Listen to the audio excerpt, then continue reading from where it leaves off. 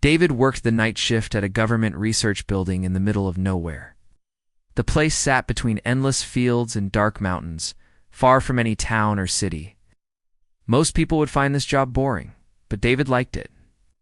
He liked being alone with his thoughts. During the day, David looked just like any other guy. He was 34 years old, average height, and dressed in simple clothes. When coworkers saw him, they thought he seemed nice enough. He always said hello and never caused any trouble. But they also noticed something else about him he kept to himself. Always. David had been working security for 3 years now. His job was simple. Walk around the building, check the doors, watch the cameras, and make sure nothing strange happened. The building was full of scientists who studied things like weather patterns and soil samples. Nothing too exciting, which was exactly why David picked this job. What his coworkers didn't know was that David's mind was always busy. Not with normal things like what to eat for dinner or which movie to watch. No, David's thoughts were much more complicated than that, you see. David had a special talent. He could remember everything. Every conversation, every look, every tiny thing that happened to him. But more than that, he remembered how everything made him feel. And most of the time, these feelings weren't good ones. When David was in high school, his English teacher, Mrs. Rodriguez, gave him a B+ on a paper he worked really hard on. He thought he deserved an A that was 16 years ago, but David still thought about it almost every day. It's not just the grade, but everything about that moment. How the teacher looked when she handed back the papers. How the other students reacted. How unfair it all felt. But David didn't just remember it. He had spent years thinking about what he should have said to her, what he could have done differently, and eventually his thoughts turned darker. He began to imagine ways he could have made her feel as bad as she made him feel. Over the years, David had created an entire world in his mind. It was like a giant library, but instead of books, it was filled with detailed plans and ideas. Plans for getting back at people who had wronged him. Ideas for making them understand how much they had hurt him. There was the cashier at the grocery store who had been rude to him 5 years ago. David knew her name, where she lived, and what car she drove. He had spent hours thinking about ways to make her day just as bad as she had made his. There was his old boss from a job he had 10 years ago. The man had embarrassed David in front of other employees. David had created an entire plan for how he could ruin this man's reputation at work. He knew all about the man's family, his hobbies, his fears. The strangest part was that David had never actually done any of these things. He just thought about them, constantly. His mind was like a computer that never stopped running. He was always working on new plans and ideas for getting even with people. Every night at work, while David walked through the empty hallways of the research building, his thoughts would drift to these elaborate schemes. He would imagine conversations where he would finally tell people exactly what he thought of them. He would picture their faces when they realized how much smarter he was than they had thought. David had notebooks at home filled with information about people. It's not just the ones who had been mean to him, but anyone who had ever made him feel small or stupid or ignored. He wrote down their daily routines, their favorite restaurants, their family members' names. He told himself it was just interesting information, but deep down, he knew it was more than that. Sometimes David would test his memory by recalling every detail of a conversation from years ago. He could remember not just what people said, but how they said it, their facial expressions, their body language, everything. And he would use this information to create new ways to get back at them in his mind. The security job was perfect for David because it gave him plenty of time to think. During his 8-hour shifts, he would patrol the building and let his mind wander through all his carefully planned scenarios. He had become so good at this that he could have entire imaginary conversations while still doing his job perfectly. David's coworkers sometimes tried to make small talk with him, but he always kept things short and simple. They didn't know that. While he was talking to them, he was also studying them, learning their weaknesses, understanding what made them tick. Just in case he ever needed to use that information later, what made David different from other people wasn't that he got angry or felt hurt. Everyone experiences those feelings. What made him different was how he dealt with those feelings. Instead of letting them go, he fed them. He nurtured them. He turned them into something much bigger and more dangerous. David had convinced himself that he was just a thoughtful person who paid attention to details.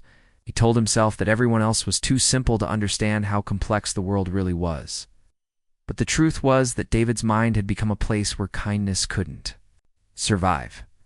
It had become a factory for creating ways to hurt people, even if those ways only existed in his thoughts. As David walked through the research building on that quiet Tuesday night, he had no idea that his carefully constructed mental world was about to collide with something from another world entirely, something that would see into his mind and show him exactly what he had become. The hallways were quiet, except for the sound of his footsteps on the polished floors. The security cameras showed empty rooms and dark laboratories. Everything seemed perfectly normal, just like every other night for the past 3 years. But tonight would be different. Tonight, David would finally meet someone who could truly understand what was going on inside his head. And their reaction would change everything. It was 3:17 in the morning when David first noticed something was wrong. He was sitting in the security office, watching the monitors like he did every night. The screens showed the same empty hallways, dark labs, and quiet parking lot. They always did, but then one of the monitors started acting strange. The screen that showed the east side of the building began flickering. At first, David thought it was just a technical problem. These old security cameras broke down all the time. But as he watched, the flickering got worse. Lines of static ran across the screen, and strange colors appeared where there should have been normal black and white footage. David stood up and walked closer to the monitor. He tapped the screen gently, hoping it would fix itself. Sometimes that worked with old equipment. But instead of getting better, the picture got even more distorted. Now, all the monitors were starting to flicker. That's when David heard his radio crackle to life. But instead of the usual clear signal from the main security office downtown, all he heard was static. White noise filled the small room, loud and harsh. David grabbed the radio and tried to call in.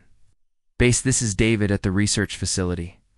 I'm having some technical problems with my equipment. Can you hear me?" Nothing but static answered him back. David felt a small flutter of excitement in his chest. Finally, something interesting was happening. After 3 years of boring night shifts, something was actually going on.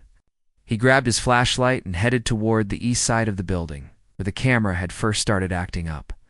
The hallways felt different as he walked through them. David couldn't put his finger on what had changed, but something was. Definitely not the same. The air felt heavier somehow, like right before a thunderstorm. The usual hum of the building's electrical systems seemed quieter too. As David made his way down the long corridor, noticed that his flashlight was dimming. He had put fresh batteries in it just yesterday, but now the beam was getting weaker with each step. He shook it a few times. That didn't help. Then he saw the lights outside, through the big windows that lined the hallway. David could see strange glowing shapes moving in the sky above the parking lot. They weren't like airplane lights or helicopter searchlights. These lights moved too smoothly, too quietly. They seemed to dance through the air, without making any sound at all. David stopped walking and pressed his face against the cold glass. The lights were beautiful in a way that made him feel uneasy. They pulsed with colors he had never seen before. Not quite blue, not quite green, but something in between. And they seemed to be getting closer to the building. For the first time in years, David's mind went completely quiet. All his usual thoughts about revenge and getting even with people just stopped. He was completely focused on what was happening right in front of him. The lights suddenly disappeared, leaving the parking lot in total darkness. David waited, watching the empty space where they had been. His heart was beating faster than usual, but he wasn't scared. He was curious. More curious than he had been about anything in a long time. That's when he heard the footsteps. They were coming from somewhere deeper in the building. From the direction David had been walking, but these weren't normal footsteps. They were too soft, too careful, like someone was trying very hard not to make any noise, but not quite succeeding. David turned away from the window and pointed his dying flashlight down the hallway. The beam barely lit up a few feet in front of him now, but he could see that the corridor was still empty. Yet the footsteps continued, getting closer. Then his flashlight died completely. David stood in the darkness, listening. The footsteps had stopped too. Everything was completely silent except for his own breathing. He reached for his phone to use its flashlight, but when he pressed the button, nothing happened. The phone was completely dead.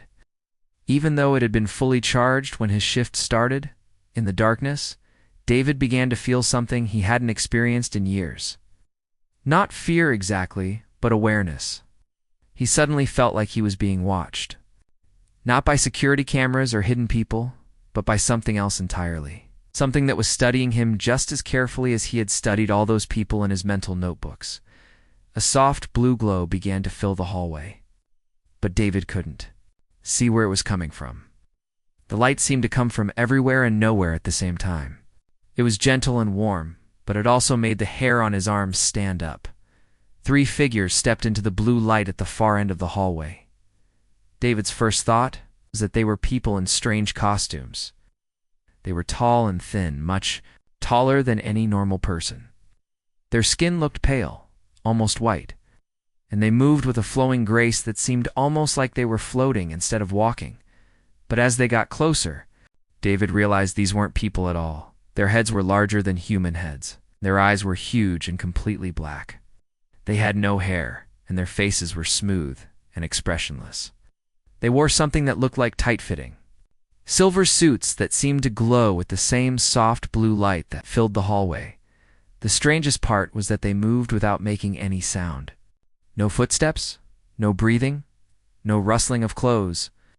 They just glided toward David in complete silence. David felt his mind starting to race again, but not with his usual thoughts about revenge or getting even.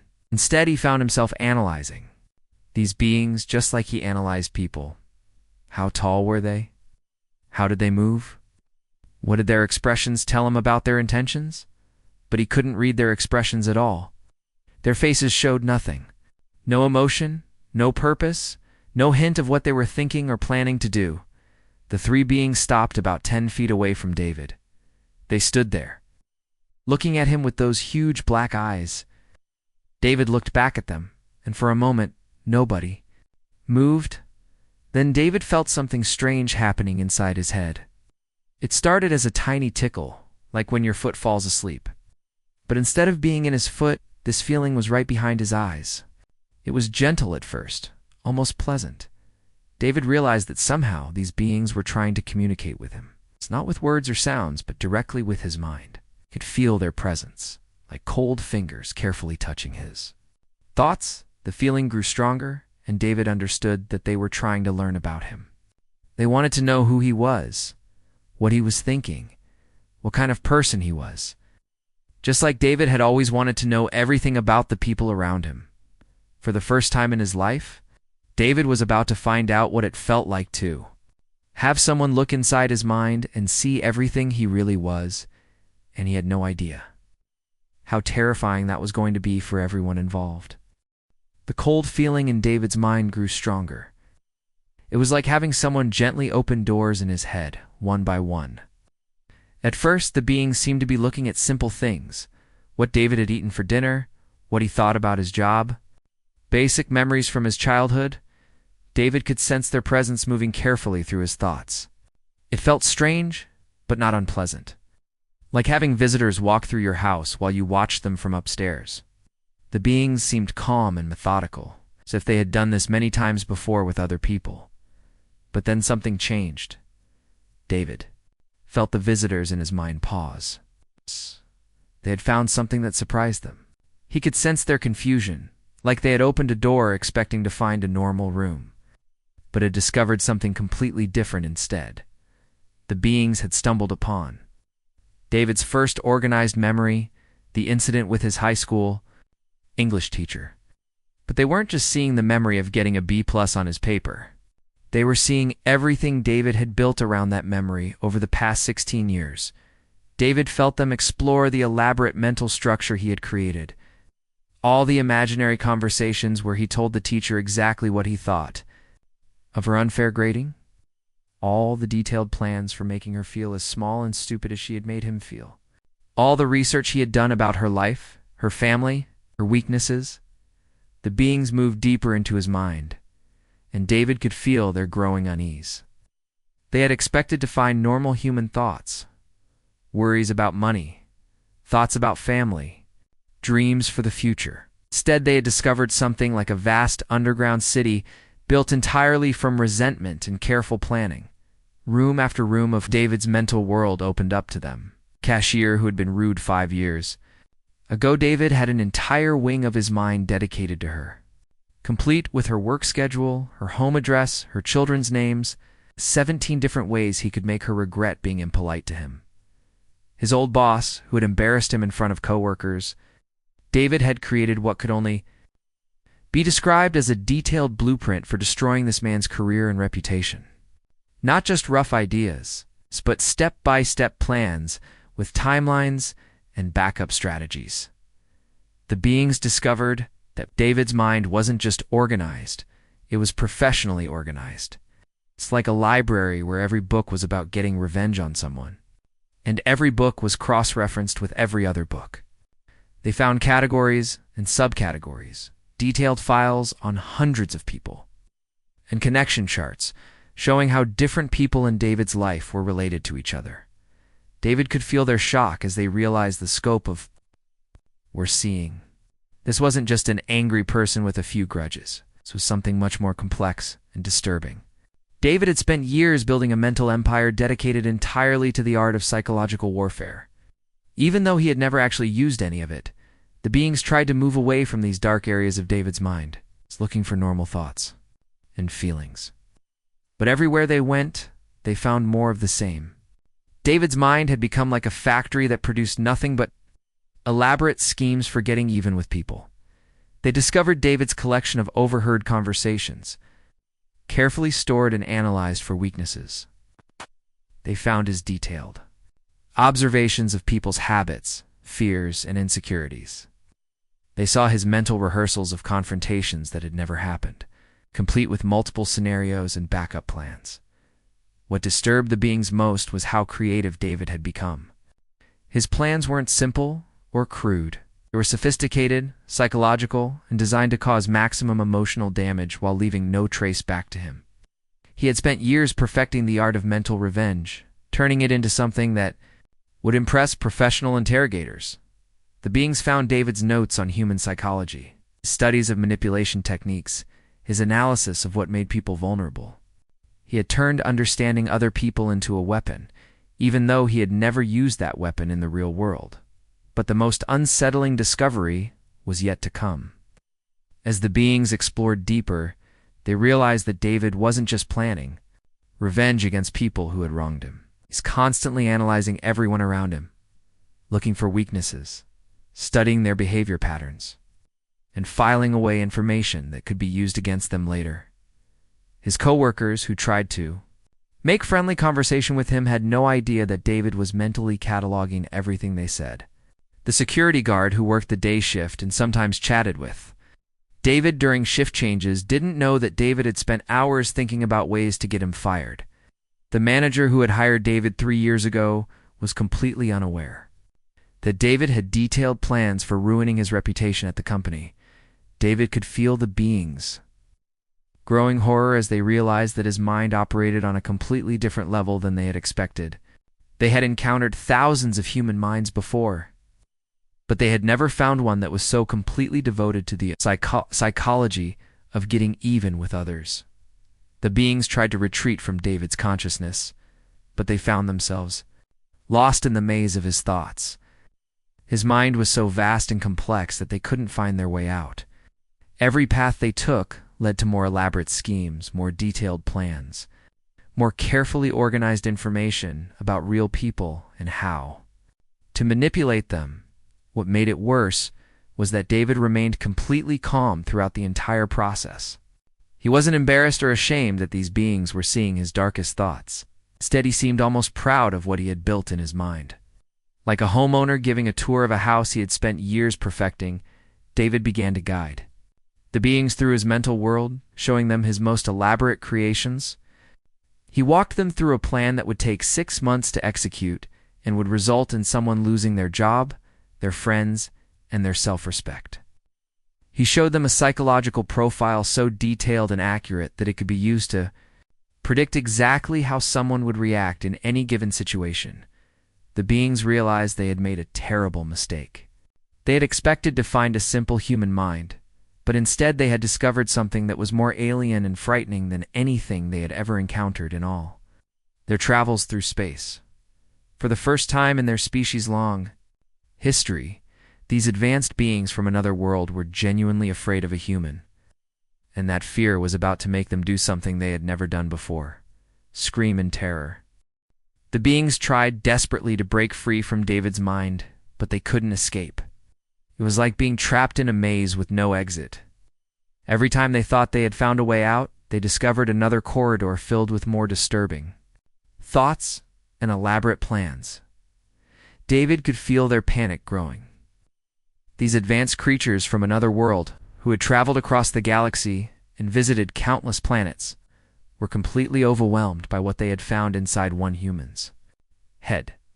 Their confidence was crumbling as they realized they had encountered something far beyond their understanding.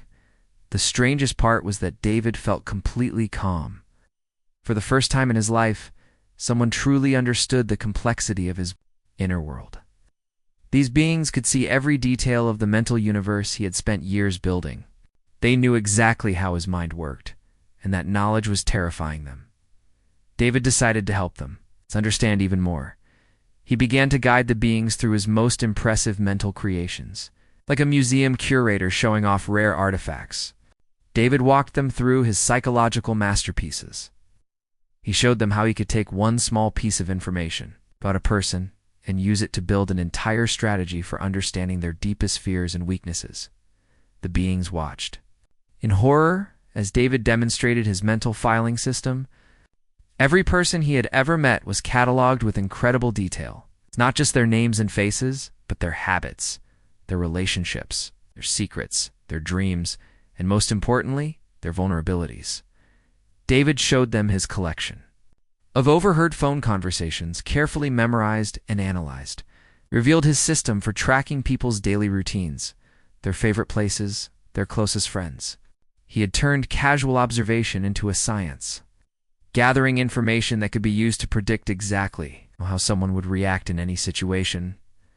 But what truly frightened the beings was David's creativity. His plans weren't simple or obvious. They were works of art in their own twisted way.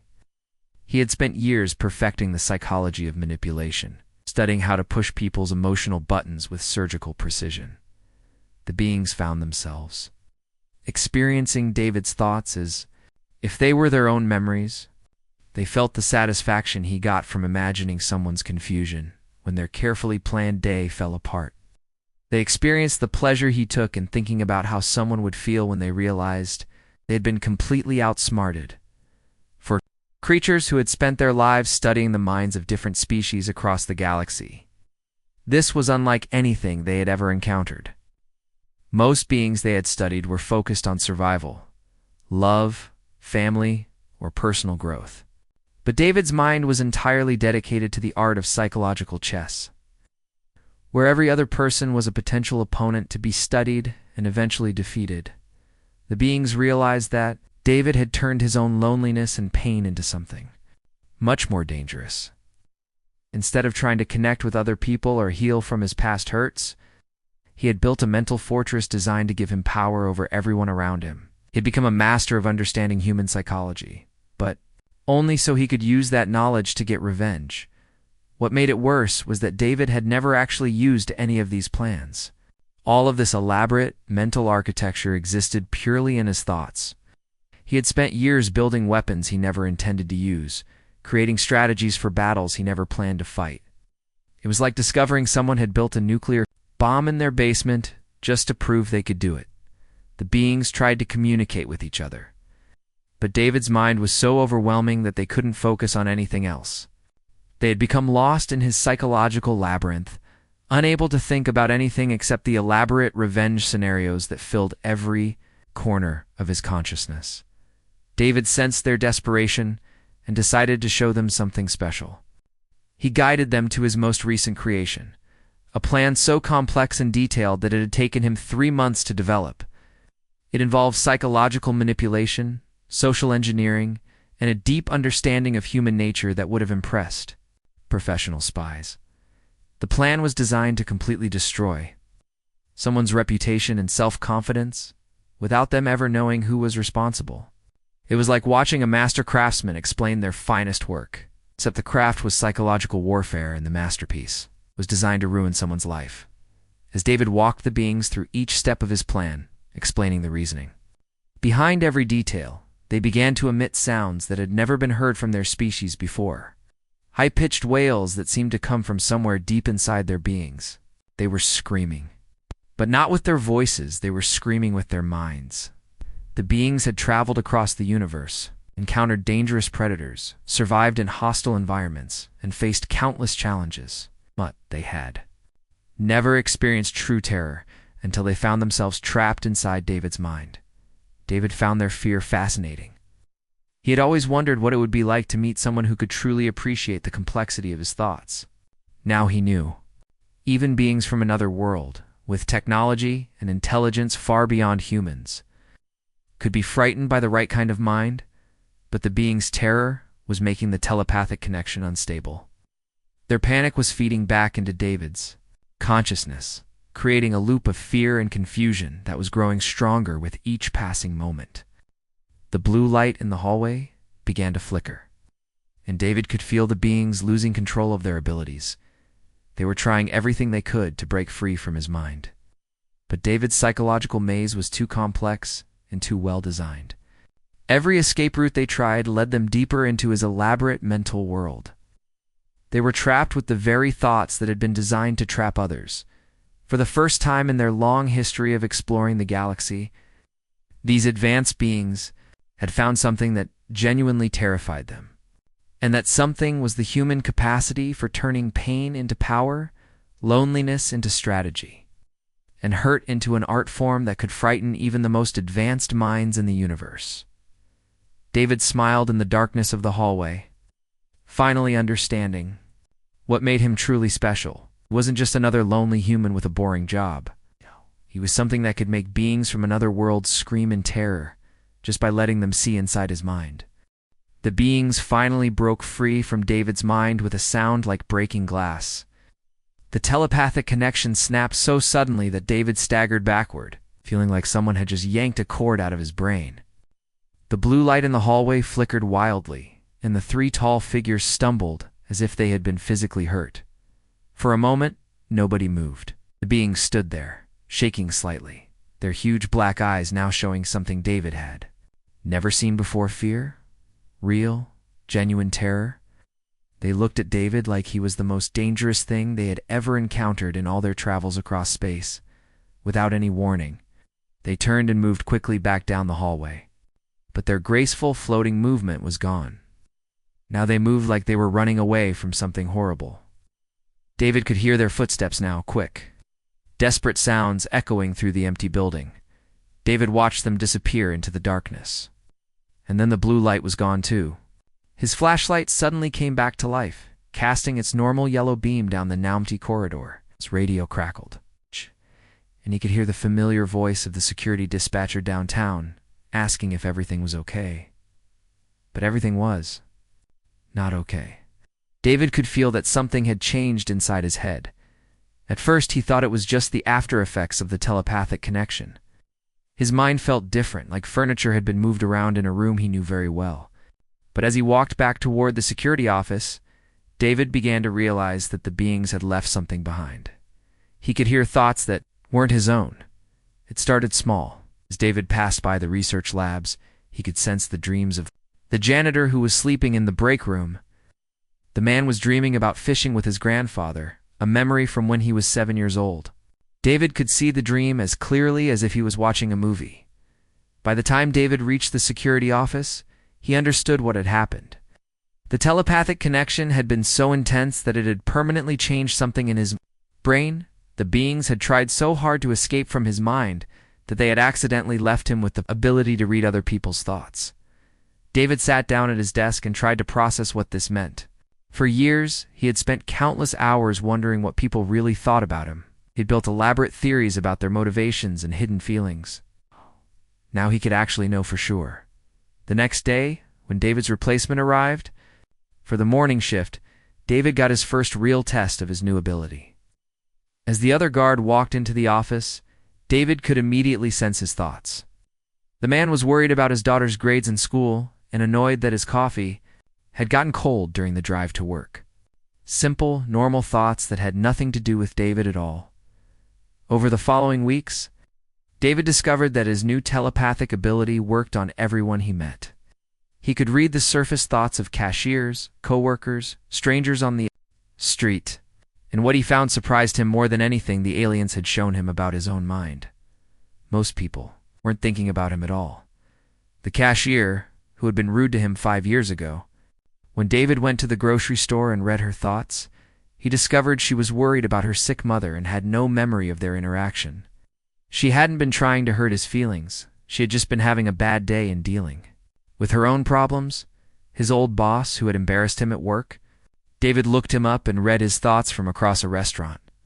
The man was thinking about his son's baseball game and whether he had remembered to pick up dry cleaning. He'd completely forgotten about the workplace incident that David had spent years planning revenge for person after person. David discovered the same thing. The moments that had defined his entire mental world were barely memories for the people who had been involved. They had moved on with their lives, dealing with their own problems and challenges, while David had spent years building elaborate plans around interactions they had forgotten. But the most shocking discovery came when David used his new ability on his coworkers at the research facility. He had spent 3 years analyzing their behavior, looking for weaknesses, and building detailed psychological profiles. Now he could finally know what they really thought about him. They thought he seemed nice, but quiet. That was it. Now we know.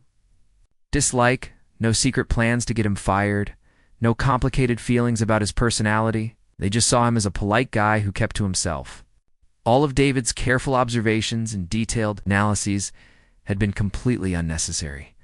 For the first time in his adult life, David's mind went completely quiet.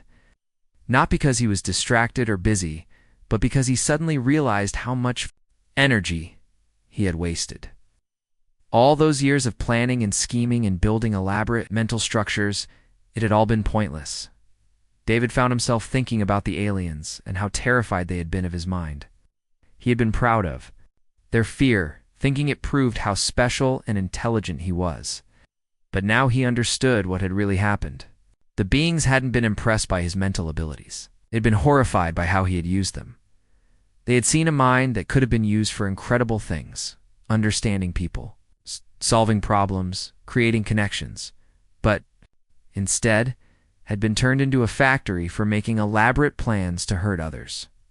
Even though David had never acted on those plans, aliens had seen the terrible waste of human potential. David sat in his empty apartment that night, looking at the notebooks filled with information about people who had mostly forgotten he existed.